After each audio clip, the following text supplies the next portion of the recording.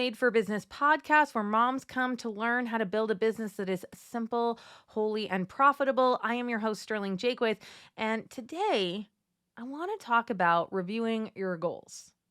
And I wanted to do this early before, the end of the year when often we review our goals because I want to plant some seeds in your mind for what you're going to do at the end of the year. Now, if you're anything like me, I have the personality type that gets very excited. I have a ton of ideas. I'm what they would call a multi-passionate entrepreneur. Entrepreneurship is in my blood, right? If you gave me a ton of money, I would just turn around and use it to start more businesses. I just love it so much, which is not everyone. You don't need to be that kind of entrepreneur to be an entrepreneur. There are a couple other kinds that do business completely successfully.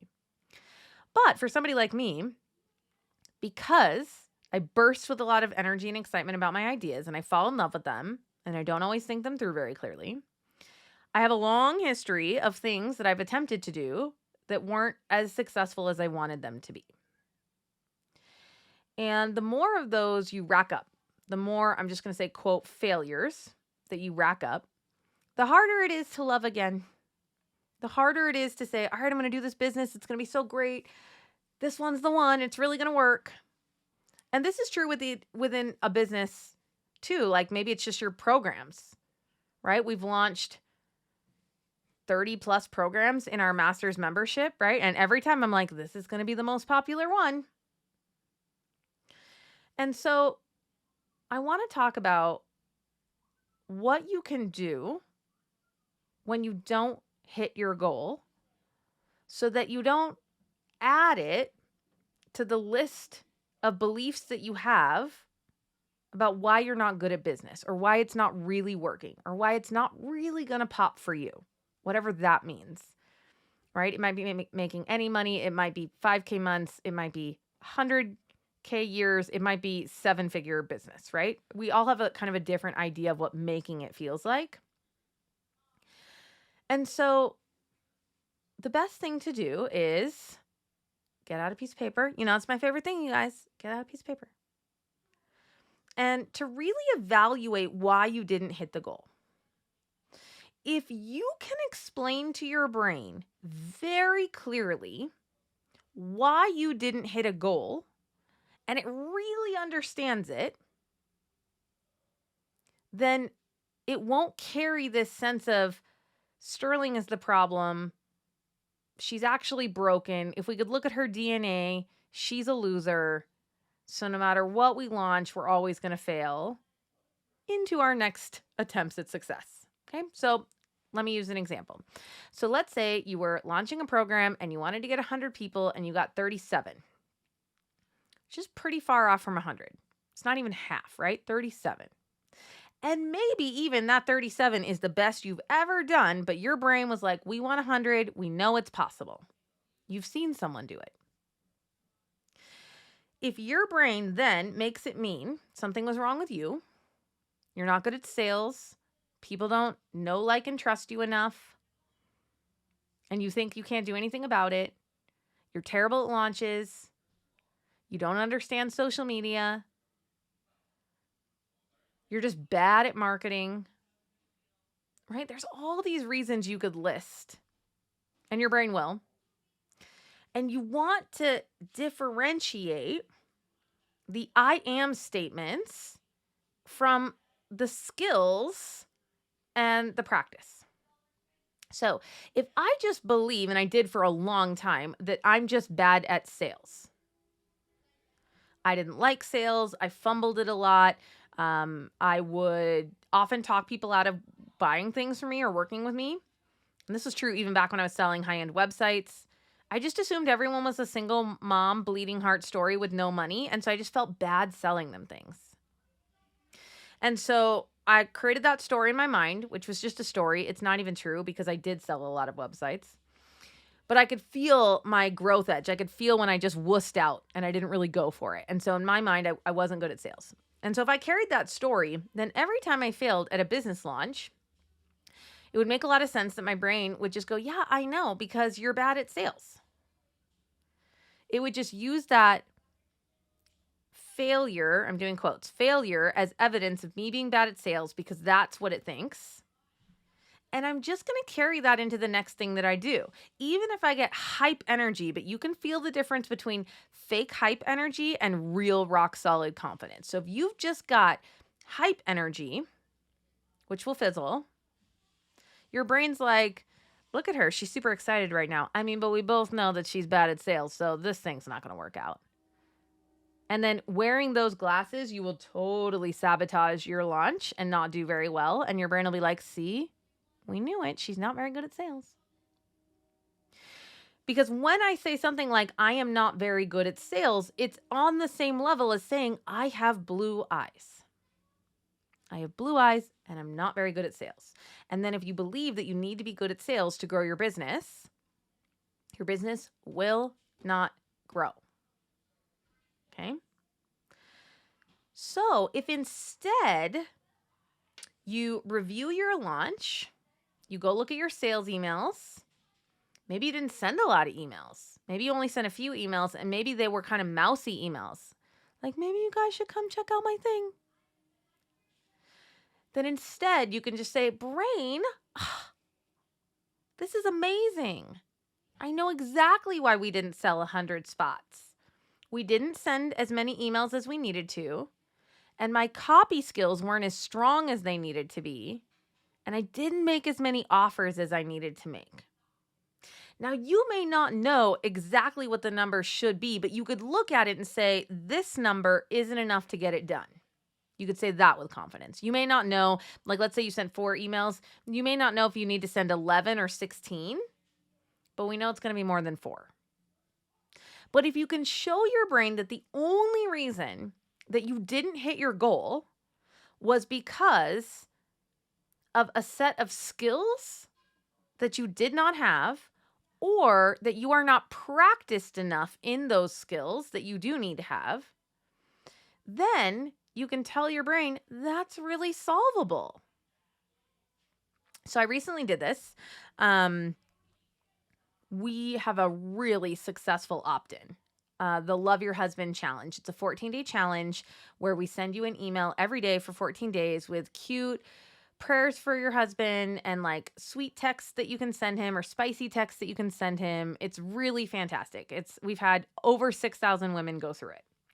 And I think Catholic moms in particular like this because they don't have to be in a Facebook group. They don't have to be anywhere at a certain time. They just get an email every morning for 14 days, and it really improves their marriage. We have so many testimonials. We have so many, we don't even know what to do with that many testimonials because it would be ridiculous to put 100 on a page. That's a good problem to have. And so we've had so many people sign up for this challenge, give us the most amazing feedback, but we have not converted very many of them to sign up for our life coaching membership. So I could just pout about that and be like, oh, see, I'm not very good at sales and marketing, which isn't even true because the marketing part is what got them on the list. Okay. But instead, because I'm a life coach and I know I'm going to win, I just look at it really objectively. And I was like, okay, well, what are the skills involved here? And it's copywriting and selling. You can be a good copywriter and still not make offers or sell. So those are 2 separate skills. Okay. And then I went and looked at our email sequence for the 14-day challenge. And you know what happens after day 14? Nothing. After day 14, we did not even send them a series of, did you like this? Would you like to join our program? Okay. So then I worked with a copywriter, and we hadn't really hired anyone to help us with that yet. And this is how the Holy Spirit shows up. I get this random email from a guy who's not even a copywriter who says, hey, my friend is a copywriter, and he's looking for some work, and he's got a really great deal going on right now. He'll help you write some emails, I think for $200. And I thought, great. And it just came at that right time. So I said, yes. I didn't even read this guy's sales page. I was just like, cool. Yeah, that guy. Ben the copywriter. And so I worked with Ben. We made these 4 emails. We're going to tack them on to the Love Your Husband Challenge. And then I imagine I'm going to see the conversion on that skyrocket. But if I had just sat around and thought, oh, this is a problem with me, Sterling has blue eyes and Sterling is bad at sales, I wouldn't have figured out what skill I needed to cultivate.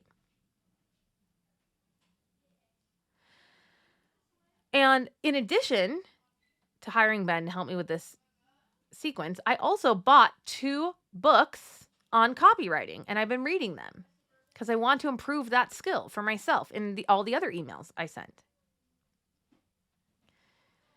So when you look back at any kind of launch, whether it was a product or service, or maybe you're just continually selling something and it's not working really well, your brain will immediately tell you it is your fault and something is inherently wrong with you. You shouldn't even be doing this. You can listen to last week's episode about the lies that we believe. But this episode is about explaining exactly why you didn't hit your goals to your brain so it knows that it is completely possible for you to hit your goal next time. I want you to see it so clearly that you almost even feel silly. We're like, I see this so clearly, I can't believe I didn't do any of those things. So now I'm going to do these things, and the next time I take this to market, it's going to perform better. This is how we should look at our goals, because when we just throw up our hands and we go, I don't know why, I don't know how that happened, we don't learn anything, and then we like drag these rocks of failure with us into the future. You can also do a thought download. I'm sure I teach thought downloads in one of the first 3 episodes when I teach the model, and you just write down all the thoughts in your head. You want to get them from your head out onto the paper. So you can just see, oh, that's what's rattling around in there. And then you'll see some thoughts.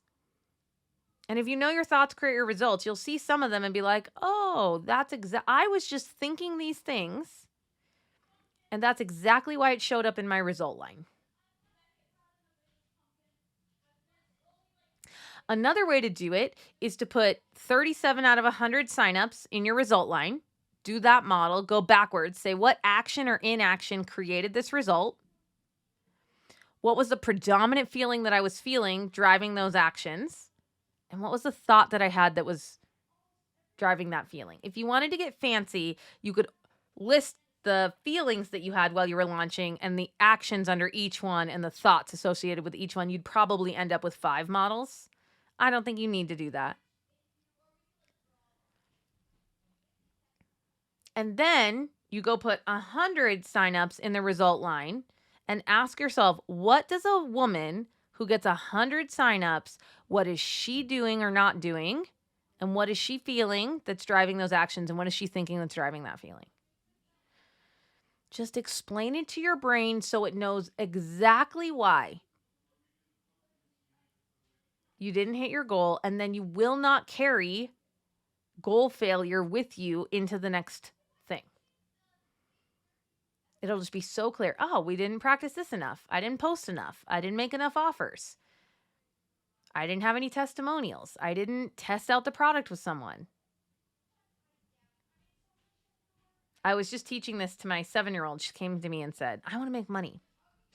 I love that. She's my entrepreneurial one. And she said, I really want to clean your car. She really loves vacuuming out the car and then spraying the windows and washing them. And I said, I don't want that though. And she said, but I really want to do it. And I said, yeah, you may love your product or service, but if your clients don't want to pay you for that, your business isn't going to work. And so I said, you have to find something that I want, that I'm willing to pay for, that you're willing to do. And so instead, we agreed on her cleaning. We have like a stair banister, and it's white, so it gets dirty. And so I said, all right, here's, a sprayer and a towel, and I want you to like really get through all the crevices because it has all these rails. It's hard. But I really wanted that done. And it was still meticulous, so she enjoys work like that. And so it's the same thing for some of you. Some of you just love your idea so much, you never bothered to go ask anyone else if they wanted it.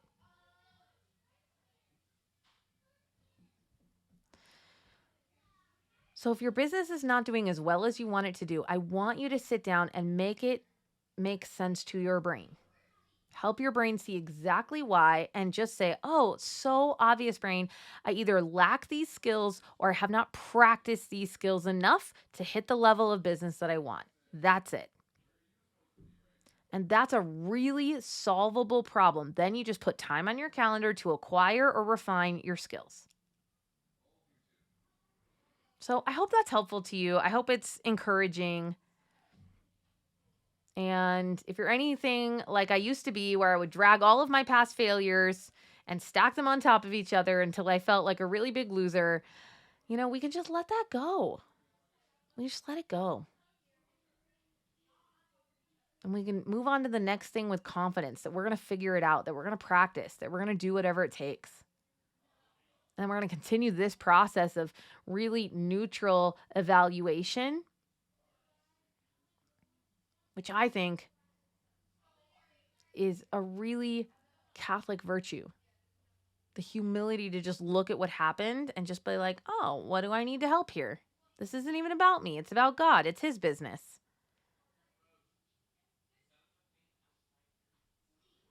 Let us do business that way.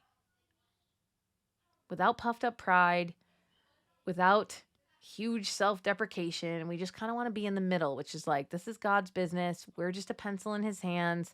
What does it take? All right, you guys, thanks so much for listening. Get to work and have a blessed day.